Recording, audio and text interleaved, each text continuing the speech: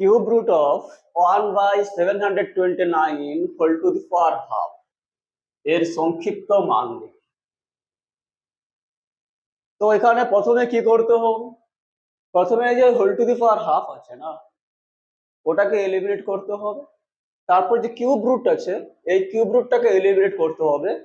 করে দিলে পরে এর সংক্ষিপ্ত মান পেয়ে যাবো। তাহলে কিভাবে করবো? প্রশ্ন কি আছে? Cube root of 1/729 whole to the power half. এখন এই হাফটাকে যদি উঠাতে হয় তাহলে কি করতে হবে? এই যে 1/79 এ কার বর্গ, সেটা আমাকে খুঁজে বের করতে হবে।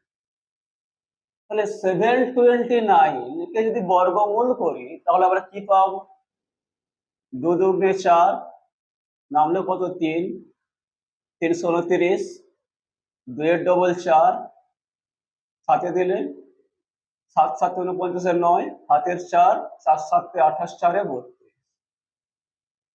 তার মানে আমরা কি বুঝলাম? যে 1/729 মানে হচ্ছে 1/27 এর হোল স্কোয়ার।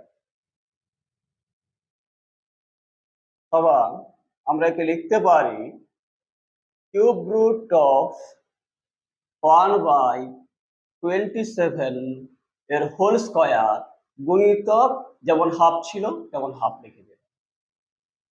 এখন এই দুই কাটবে, তাহলে কি পেলাম? Cube root of 1/27। এবার এই কিউব রুটকে হাঁটাও। হাঁটালে কিরকম করে হাঁটাবো? 1/27 কার কিউব হবে সেটা আমাকে বের করতে হবে। আমরা 1/27 কার কিউব হবে? 3 9 27, 3 3 9, তার মানে কি 1/3 এর হোল কিউব হবে।